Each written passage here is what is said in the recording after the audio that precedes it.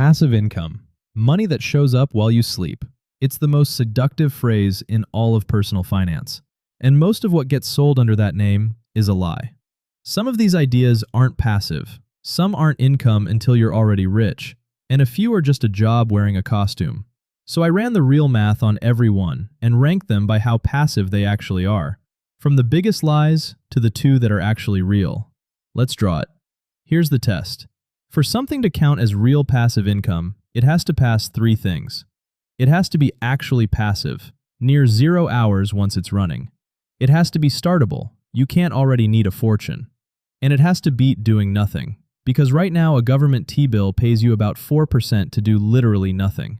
Almost nothing passes all three. Watch.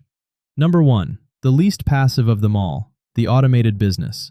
Amazon FBA, dropshipping. The done-for-you store someone will build you for 20 grand. The pitch is a business that runs itself. The reality? About 90% of new Amazon sellers fail, and 8 or 9 out of 10 dropshipping stores are gone within a year. So when someone charges you $20,000 up front to build you a passive store, remember, that store fails most of the time even for a motivated owner. You're not buying income. You're buying yourself a stressful, low-margin job, if you're lucky. Number 2, renting things out. The classic. Buy a property, collect rent forever. Except in 2025, when researchers looked at thousands of financed rental purchases, the median deal's rent covered just 82 cents of every dollar of the mortgage. That's negative cash flow before a single repair. And to make it passive, you hand 8 to 12% to a property manager, which erases what little was left. Unmanaged, it isn't passive at all. It's tenants, toilets, vacancies, and 3 a.m. phone calls. Airbnb? Even less passive. You've just traded a landlord for a hotel that you personally run. Number 3, owning a box that eats money. Vending machines, ATMs, laundromats, car washes. Here's the part the hype always skips. A single snack machine nets you maybe $40 to $120 a month. To make real money, you need 50 of them. And now you're driving a route, restocking shelves, and fixing jammed coils every week. That's a job.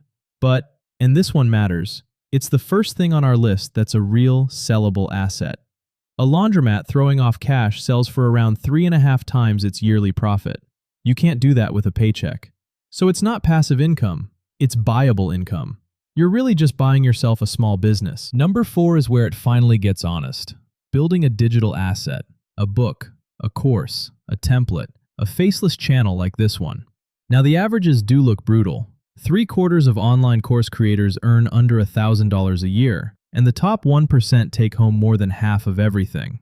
On Kindle, 44% of authors make under $100 a month. But that average hides the real game. Because the people who win here aren't lucky, they have a catalog. Self-published authors with 25 or more books earn a median of $3,000 a month. And here is the magic that no dividend can match. Once a good nonfiction book is ranking, the royalties come in whether you touch it or not. And you can sell the whole catalog, as a business, for 2 to 3 times its yearly profit. It is not fully passive. You have to learn the ropes and do the work. But you build it once, it pays, and it's yours to sell. That is the closest thing to the dream on this entire list. Which brings us to number 5. The only genuinely, truly passive income there is. You park capital, index funds, dividends, real estate trusts, treasury bills. You do nothing and the money simply arrives. There's just one catch, and it is the whole catch. You need the capital first. So let's answer the only question that actually matters. How much do you need parked to earn $1,000 a month doing absolutely nothing? Here's the real math, at today's rates. A safe government-backed T-bill pays about 4%, so you'd need roughly $300,000 parked to make $1,000 a month. Dividend stocks pay less, call it 3%, so you'd need closer to $400,000. And the S&P 500's own dividend?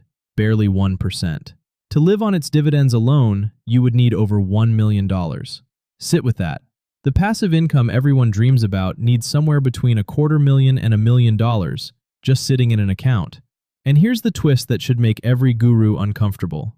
Right now, the boring, risk-free T-bill pays you more than the S&P 500's dividend. The safe thing beats the exciting thing. So here's the honest answer, the one nobody sells you. Truly passive income isn't a hustle. It's a pile of capital doing nothing.